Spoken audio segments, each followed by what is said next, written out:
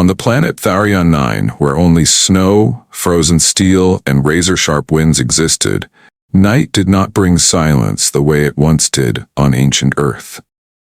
Instead, it brought a threatening stillness, the kind of silence that made you feel as if you were standing inside the slowly closing jaws of a cosmic beast. Ren Solari, one of the last survivors in the northeastern rim zone, had just activated the final security lock of the shelter station when he heard it. That metallic rasp, like a blade being dragged along the spine. The sound wasn't loud or urgent, but it carried a strange vibration that seemed to slip beneath his skin, sending a chill down his back, despite the internal chamber already being temperature regulated. He immediately drew his old model sidearm, a mechanical weapon immune to local magnetic field disruptions, from his belt, while his other hand gripped a narrow-beam flashlight. His footsteps made almost no sound, even though the metal floor beneath him was still slick with melting ice left behind by the storm that had just swept through the station. Every breath he took was carefully measured, as if even one exhale too forceful might trigger his own internal alarm system to betray him. The flickering yellow light from the cryo-storage chamber sensor flashed like a warning sign. No equipment was authorized to open that room without biometric clearance. He pressed himself flat against the wall, eyes locked onto the slightly ajar door. A faint glow spilled through the gap, revealing the shadow of something, or someone, leaning back against the shelf of an old equipment rack. When Ren pushed the door open, the pale ceiling light spilled down onto a figure that was unmistakable. Nearly 2 meters tall, bold curves, and skin shimmering a deep metallic violet beneath a thin veil of frost. Her left shoulder was bleeding, not red blood, but a lavender fluid that trickled in curling ribbons across the floor like melted fragments of gemstone. One eye was narrowed in challenge, the other wide open, sharp as a plasma blade, staring straight into his face. Her voice echoed, not loud, but as clear as if spoken from the core of the station itself. "You're late, Solari." Rain froze. His name, spoken with such ease, with such practiced precision, was the only reason he didn't pull the trigger immediately. No one knew his real surname in this remote zone. No one, except the central system, or someone who had accessed it. "You're lost, Princess. The scrapyard's 10 kilometers west," Rain said, gun still raised, voice cold as the frost crusted on the metal ceiling. She shrugged, a small movement, but one that caused her blood to drip faster. "You have 40 minutes, she cut in, "before the thermal satellite sweeps this area. If I'm not insulated, this entire station goes up like a firework." Her tone carried no fear, just a battlefield report delivered with clinical precision. Reen tightened his grip on the gun. "Name?" "Nicera. Volix, former commander, Vadran Accord. Defector." "Depends on the angle." She smirked, the curve of her lips twisted slightly from pain, yet still enough to inject a soft danger into the air between them. His eyes dropped to her left wrist, where a heavy-duty military control device was attached. A red light blinked on its face, signaling it was still transmitting. He gritted his teeth. "I should shoot you right now." "You can try," Nicera replied, tilting her head back and closing her eyes for a second, as if drifting off to sleep. "But I've already accessed your system. Station doors, logs, internal codes. You've been using the same lock for 6 years. Lazy." Nothing terrified someone like Ren more than being read like that, especially by a being from an enemy civilization. But deep inside he knew, if she could bypass a military-grade security system he had total faith in, the odds of killing her before she reacted were close to none. He lowered the weapon, but his heartbeat was still taut as a drawn wire. "One night." "No more," he said flatly, never taking his eyes off her or the gun. "I only need one," she replied, then stepped past him. Reen stepped back, not out of fear, but because of the heat. Her body was like a living reactor walking through the icy shelter. Each step she took left behind slow, deliberate drops of blood on the floor, But strangely, each drop seemed to evaporate.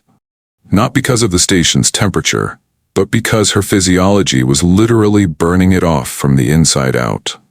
Her blood didn't smell metallic or foul. It carried something rich and alien, like a mix of ozone after a thunderstorm and ancient pollen. An aroma that could only belong to beings evolved in high-gravity atmospheres with thick, layered skies. She didn't ask for directions. She didn't ask for permission. She walked like the place already belonged to her. Reen watched her, a weight growing in his chest, because with every stride, every trail of heat she left behind, he understood something he could no longer deny. She had not come here to die. She had come here to live.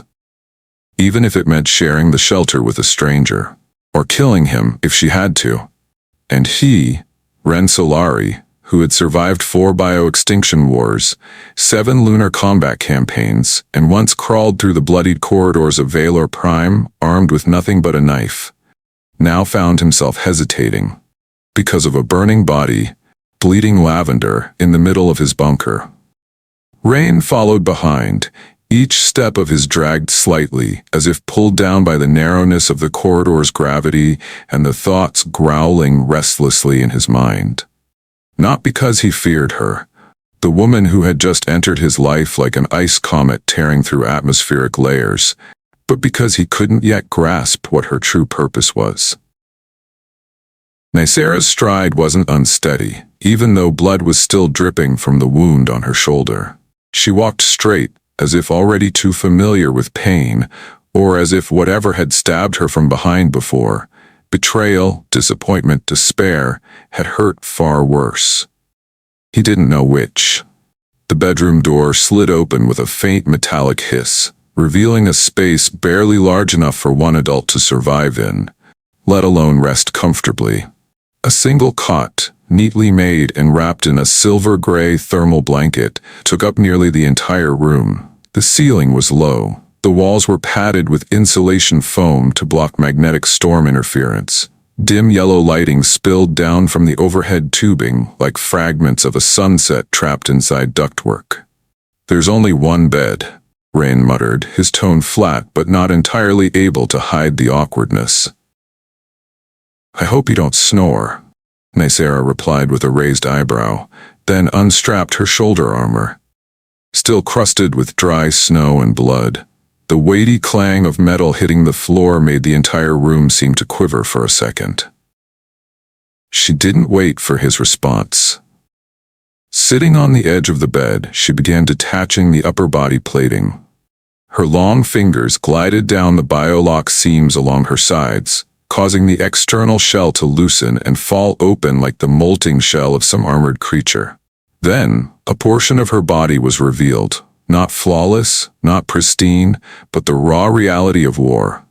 Bruised skin, scratches, blood sliding down from her shoulder to the hollow between her breasts, where violet-blue veins shimmered like living circuitry.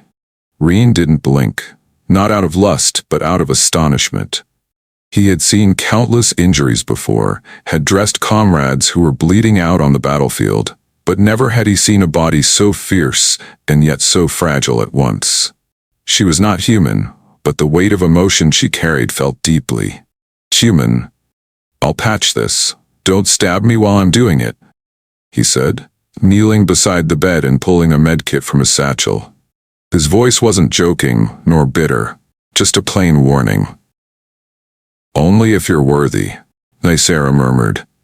The words could have been teasing, or a declaration of control.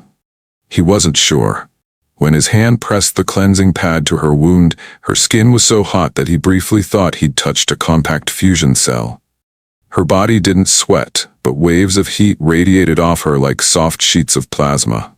Near the wound, her skin retracted instinctively, an automatic biological response, like a species evolved under high pressure, continually adapting to maintain thermal stability despite blood loss. "Your skin's burning up. Temperature, 42 degrees?" he whispered, sprinkling the fine nanocoag powder along her shoulder. "We evolved on a high-gravity, low-temperature world," Nicera replied.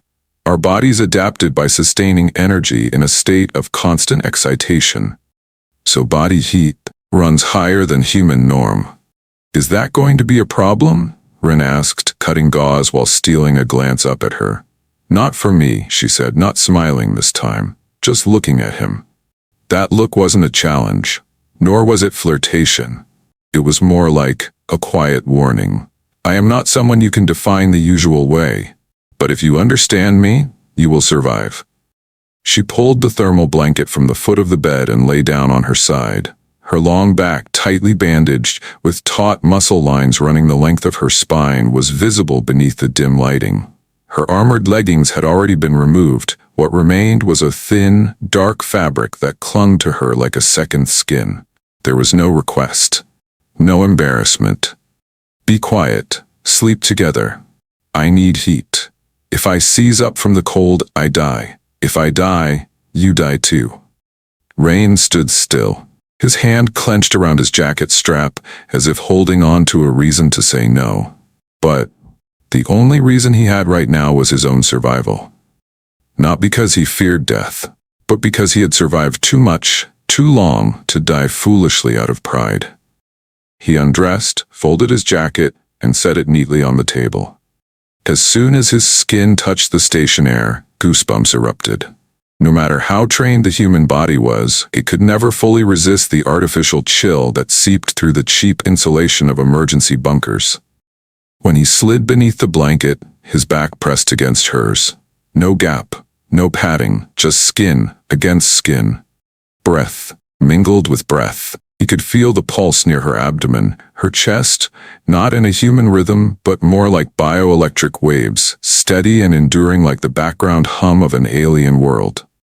Can you sleep? He asked, voice hoarse from the cold. Not if you keep shivering from fear. I'm not afraid. Then maybe you're trembling because of me? He didn't reply. In a night surrounded by magnetic storms, scout drones, and lingering war memories that never quite faded, Ren Solari didn't know whether the thing keeping him awake was the body heat of Nicera, or the truth that, for the first time in years, he no longer felt alone. The interior of the shelter was soaked in a kind of silence that offered no comfort. It wasn't the peaceful quiet that followed a storm, but the heavy stillness between two waves, one already past, the other yet to strike. The central heater purred softly like the shallow breath of an aging creature, but the sound Ran heard most clearly was his own heartbeat, loud, fast, and completely disobedient to any survival protocol he'd ever learned. For a long time, neither of them spoke. No movement, not even a deep breath. Then, Nicera's voice sliced through the tension like a narrow blade, low, calm, but piercing. You're awake. So are you. I heard the engines, thermal scout. Her words were half an announcement, half an awakening jolt. It tightened every nerve in Rain's body like a sudden pulse of electricity. He held his breath, ears straining as if they could distinguish between the high-pitched whine of a scouting drone and the howl of the storm battering the station walls. But before he could react, Nicera turned, swiftly like a battlefield pivot.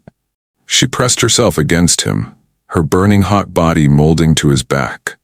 Her arm wrapped decisively around his waist like a lock. Her leg curled over his and slid down his thigh, as if every muscle in him were a switch that needed overriding. Her entire frame became a living thermal barrier pressed against him.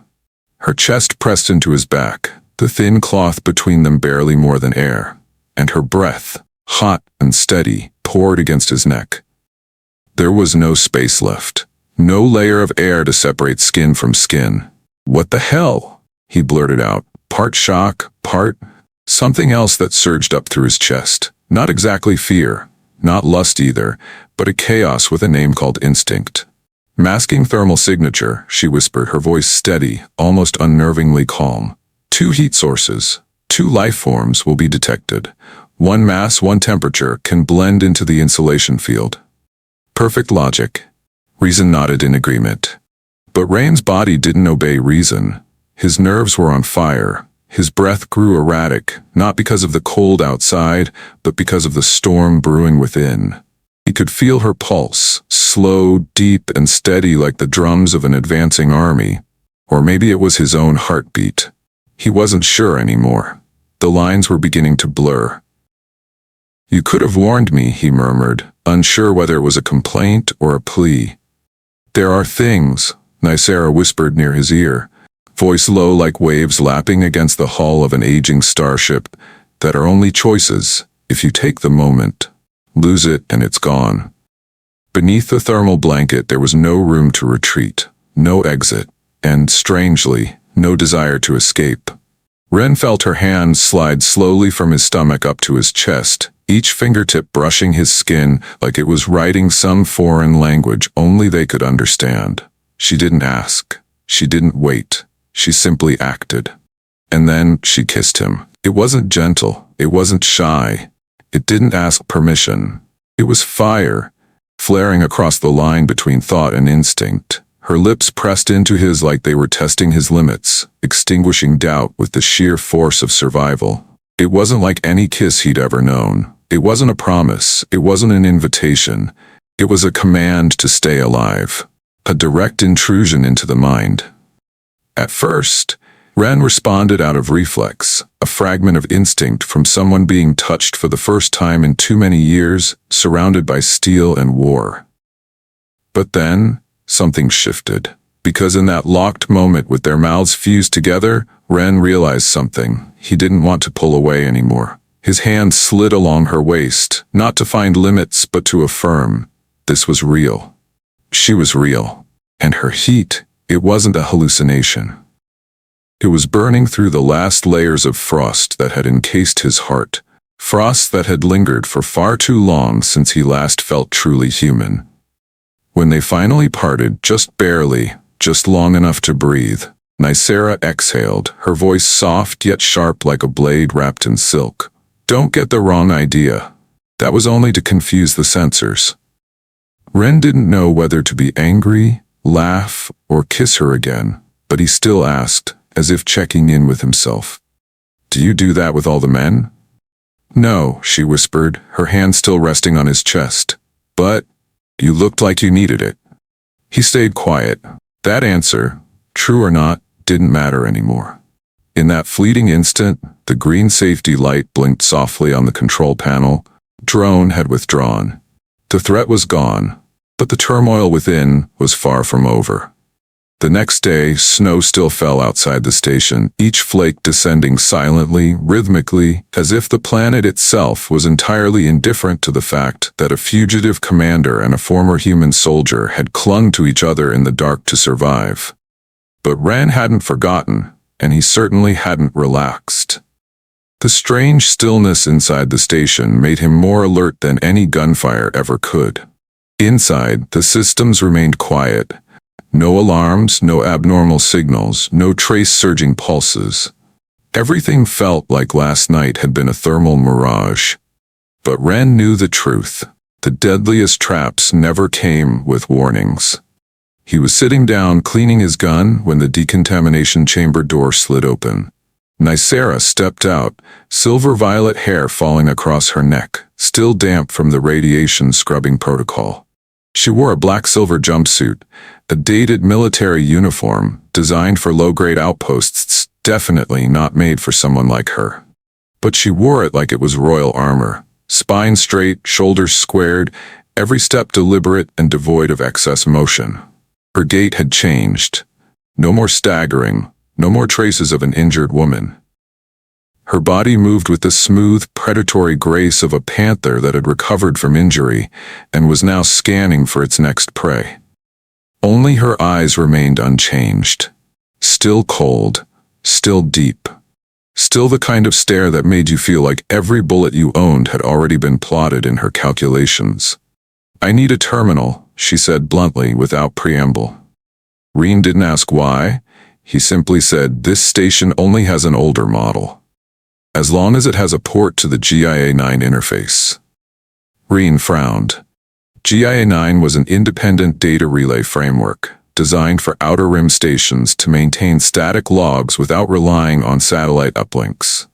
That system barely existed anymore, only on a few emergency bunkers, and this one, unfortunately, was among them. He stood and led her to the control bay tucked behind the maintenance corridor.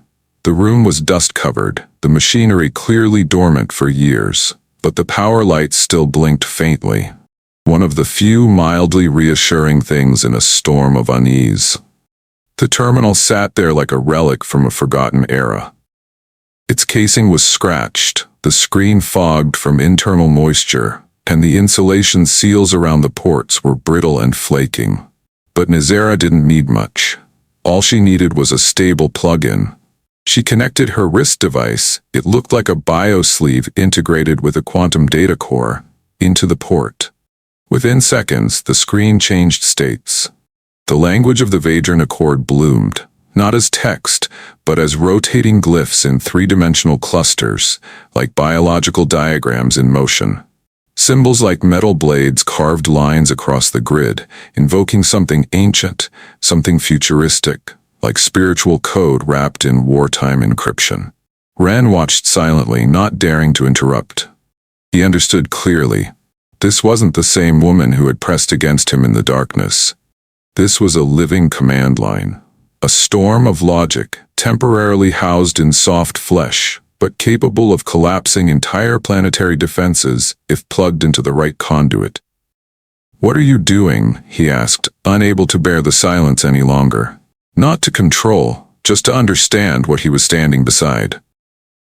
"Downloading drone-class route maps and the access codes to the comm center on Riven Arc Station," she replied without looking up. "You're planning to attack it?" "No," she said, fingers dancing across the screen as if she were plucking strings between truth and destruction. "I'm planning to expose it." That answer thickened the air around them. Ren stepped a bit closer, just one step, but careful not to seem threatening or vulnerable. "Expose what?" he asked. Nicera paused, eyes still fixed on the flickering lines of code. Then she answered, slowly, each word carving itself into the room like a chisel into stone. "The truth, that we weren't just going to take Earth. We were going to replace every strategic system with a hive AI network, a central brain. A cold logic web, controlling every decision from medicine to strategy, from reproduction to culture. No one would have freedom. No one would have choice. Not humans. Not even me." Rain felt like the air had been sucked out of his lungs, not because of the content, he'd heard rumors of such projects, but because of how she said it. Like, she had been the one to build it. He looked at her for a long time. For the first time, not as a guard, not as a survivor, not even as a man facing an alien woman, but as a human being, seeing the shadow of remorse buried inside a body that once seemed untouchable. "I was the one who designed it," she admitted, as if she already knew what he was thinking. "I once believed I was saving the galaxy." Reen didn't ask why. He didn't need to. "And now?" he asked softly, but with weight. "Now I want to destroy it," she replied, eyes finally rising to meet his, without flinching, without painting herself a victim, without asking for sympathy. Just simply, this is what must be done. And in that moment, Rain understood. He understood why she had shown up here, why she had held him so tightly the night before, not just for warmth, and he understood that if there was one thing capable of shifting the entire trajectory of this war, it didn't lie in weapons caches or military schematics. It lay in the hands of the woman now dancing through lines of data, like someone who once loved, and now sought to betray, the very artificial intelligence she had once created. Ran couldn't pinpoint the exact moment his hand released the weapon, when he stopped looking at her as an enemy, or when the distance between them, no longer measured in footsteps but in trust, began to collapse. Maybe it was her eyes when she spoke of freedom, not like an empty slogan, but like someone who had once held it, and lost it. Maybe it was the feel of her skin the night before, when they had lain wordlessly together, and every breath between them had spoken louder than dialogue. Or maybe it was something far simpler. For the first time in years, Rain had found someone who understood him, without needing an explanation. Nisera no longer stood like a warrior. She sat now on the edge of the control desk, hands resting on her knees, eyes lowered to the streams of data still flowing across the screen. Her gaze wasn't cold. It wasn't sad either. It was the look of someone who had gone too far to turn back, and now saw only one path remaining, the kind with no return. She turned her head slowly. Her lips parted as if to speak, but no words came. Either she couldn't find the right ones, or maybe what she meant to say didn't need to be said anymore. Rain stepped forward. His strides weren't rushed, but neither were they hesitant. There was no more suspicion. No calculations. The space between them, physically, emotionally, fundamentally, had already been erased by the survival-filled nights where they could no longer pretend not to need each other. This time, the kiss came from him. Not to block thermal signals, not to satisfy a primal itch, not to test the water between them, just because he wanted to. And she didn't push him away. Their breaths merged, hot, weighted, not from body heat, but from the pressure of long-suppressed emotion. Their lips met like jagged pieces of a shattered map, ill-fitting at first, but once aligned, revealing a doorway, one that led to something both foreign and deeply familiar. Nisera said nothing. Her hand traced the line of his arm, gently resting on his shoulder, then sliding down along his spine. A slow stroke, not to claim him, not to dominate, but to confirm he was still here. This wasn't a mirage, not another fever dream on a dead world. Rain pulled her into his arms and felt her body instinctively draw close as he lifted her. Not out of weakness, she was anything but because the act itself was a declaration that no matter her past, no matter the civilization she once led toward galactic assimilation, right now, in this moment, she was simply a woman. With a past, with scars, and with a heart not yet extinguished. He set her down on the console. A soft sound rang out as her heel touched the metal, a collision of skin and machinery, but one that didn't interrupt the current running between them. She leaned back, hands still on his shoulders. Her long hair spilled over the edge of the table, catching the light of the display screen like strands of flickering fire. "What are we doing?" she asked breathlessly, though her eyes never left his. Rain didn't answer right away. He looked at her, long, searching, as if trying to ask himself the same thing. Then he leaned in, whispered against her ear, deciding which one of us will still be alive when everything blows up. It wasn't a threat, it wasn't darkness, it was simply the truth. One wrapped in warm breath, flushed skin, and trust given freely without contract. They didn't need to tear off clothes to be closer. What needed to be stripped away had already fallen, the layers of suspicion. And they had done that already. With their eyes, with their gestures, with the chilling silence of a shelter filled with too many things worth dying for. Rian lowered his lips to her collarbone where a small scar rested. She flinched, not from pain, but because it had been a long time since someone noticed a part of her without trying to exploit or weaponize it. His mouth traced the curve of her neck, then slowly down to her shoulder, where the bandage still clung, stained with dried blood. Instead of avoiding it, he kissed the edge of the wound. No disgust, no hesitation, as if to say, "This blood doesn't make you less beautiful, it just proves you've survived." She sighed, eyelids fluttering shut. Her fingers wove into his hair, not pulling, not gripping, just touching, as if confirming he was real. He paused, lifted his head, and met her gaze. "Are you afraid?" he asked. "Only when I stop feeling," she replied. "And right now, I feel alive." And in that night, colder than ice, hotter than hell, they gave each other not just their bodies, but something rarer. A portion of belief. A sliver of trust that had once been thought dead, killed by war, betrayal, encryption, and cold, hard logic. But it turned out, sometimes all it took was one person to reach forward, for trust to be found again, within the body of a so-called traitor. The third night, No more storms, no more bone-deep cold. Only a deadly silence blanketed the frozen surface of Tharion 9 like a burial shroud. Rain and Nicera's stealth-class shuttle sliced through the thin atmosphere, a needle threading across a violet-blue sky. The dim cockpit lights reflected on their faces. Two beings from species that once killed each other without hesitation, now united by a single goal, the Riven Arc Station. Located at the southwestern edge of the neutral belt, Riven Arc was no fortress, but it was the throat of the entire star system. Any data broadcast from here would ripple through independent channels, bypass all censorship, and reach every relay outpost across the Ancient Alliance, even those supposedly locked out of the war. If they succeeded, the entire galaxy would learn the truth about the Hive AI, about the plan to override free will across thousands of civilizations. And if they failed, there would be no one else with the access to try again. Reen gripped the control stick, eyes locked on the radar. Every blip of electromagnetic interference on the screen was a knife hanging over their heads. Beside him, Nicera loaded ion rounds into her sidearm, quick, precise, steady.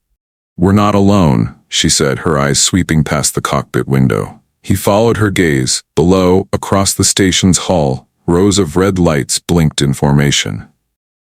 Some drones patrolled in groups of 3, others circled in 5-minute intervals. Defense lasers shimmered faintly along the surface like glowing scars etched into metal skin. "If I die here," Nicera chambered around, her eyes never leaving the target. "I'll take at least one of them with me," Ren replied, tightening his grip on the navigation system as if it were his own spine. There was nothing else to say, no reminders, no promises. Between them now, nothing was left unsaid. Everything important had already been communicated, by hands, by glances, by breath, since the first night. Their shuttle approached the station hull through a blind spot between 2 relay towers. Reen adjusted their speed by instinct. No comms, no AI assist, just intuition and survival skills. When they latched onto the maintenance port, Nicera leapt out first. Her movements were weightless, almost silent. Her shoulders still bore dried blood from before, but no one mentioned it. There was no need. They moved through narrow corridors, freezing wind cutting through each junction. The station was abandoned, but its security system remained alive, like a headless snake still thrashing its tail. The infiltration didn't take long, but it felt like diving into hell. Within the first 4 minutes, they had already downed 2 sensor drones, disabled 3 thermal arrays. Reen narrowly avoided a laser bolt, his cheek blistered, the skin charred, though it didn't bleed.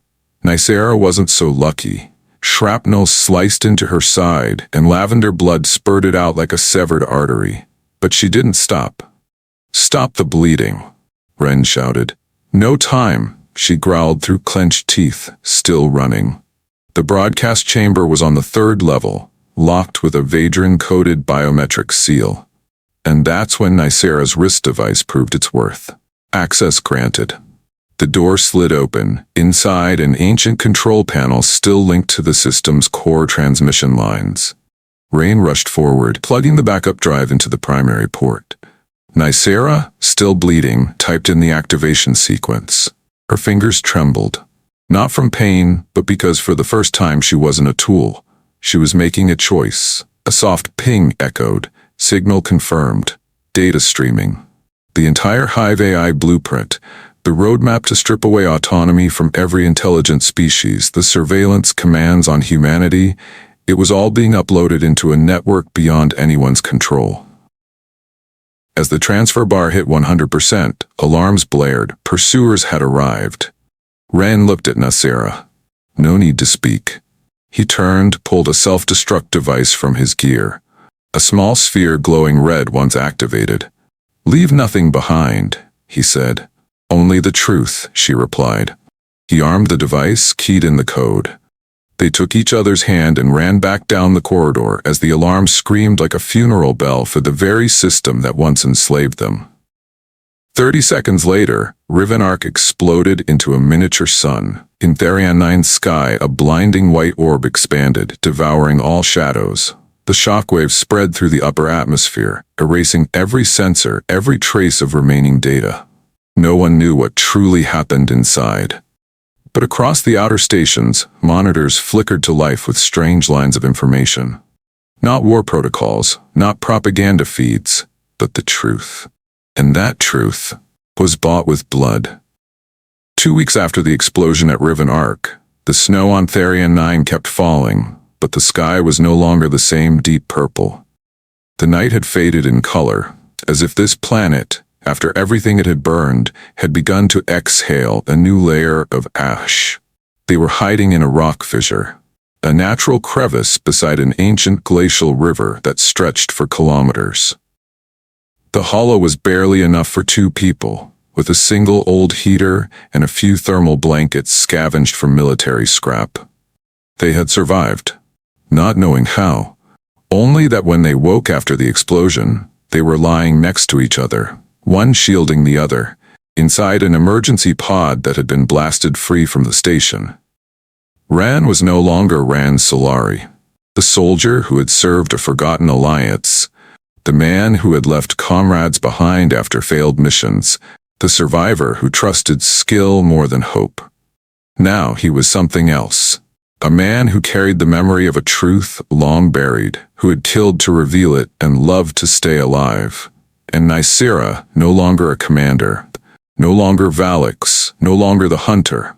She was a woman, carrying the guilt of an era, but also the longing to live as a free being, not controlled, not programmed, no longer a node in the hive AI she herself had once helped create. They didn't talk much about the past anymore. They shared drinking water, shared quiet touches when night fell, and shared silences warmer than any sunlight ever reaching this frozen planet. Each time Nicera looked at Rain, she no longer saw a human. She saw a being, capable of forgiveness, of acceptance, of holding silence when needed and rising to fight when it mattered. And Rain, every time he touched the scar on her back, felt something he'd never dared believe. That love doesn't have to begin with trust. Sometimes it grows from the cracks of betrayal, and from there, blossoms like a tree surviving through ash. A small cabin sat within the forbidden zone, an area once marked geomagnetic dead field after a weapons test a decade ago. No one cared about it anymore. Recon ships skimmed past, never stopping, never scanning thoroughly. On the newest maps, the zone had been blacked out, which is why Rain and Nicera chose it as their home. The cabin was rebuilt from ship debris and the remnants of a self-regenerating biomodule. Inside was simple, just one single bed, a few essential tools, and a heater powered by a handmade biothermal core. That night, like every other night, the wind whispered outside the cabin. Scout vessels drifted across the sky like phantoms, then vanished without trace. Inside, the fireplace cast golden light across Nicera's body as she lay against Rain's chest. Her breathing was steady, her heartbeat slow, but it radiated warmth like nothing else. Rain pulled the blanket up to her waist, his hand gliding along her side, then gently tracing her spine. The same place that once bore a wound, now healed into a faint line, like a falling star crossing midnight. "Do you think, if it weren't for that bed," he asked, his voice barely above a breath, "you'd have frozen to death?" She answered, eyes still closed, lips slightly curved. "And you?" "I wouldn't have known humans could be that warm." It wasn't a compliment, nor a joke. It was an acknowledgement that among countless cold machines, mindless commands, and webs of control, the only one who made her feel truly alive was a man who hadn't started out on her side. She smiled faintly, her lips brushing his cheek. Not rushed, not hungry, but like time itself had stopped to preserve this moment in eternity. Outside, a world was collapsing, because the truth had been unleashed, because old orders were being torn apart, because lies could no longer be hidden. But within them, a new world had just been born. A world with no maps, No war directives, no confirmation codes, only one bed and two breaths, no longer belonging to two species but woven into one life, one choice, one love.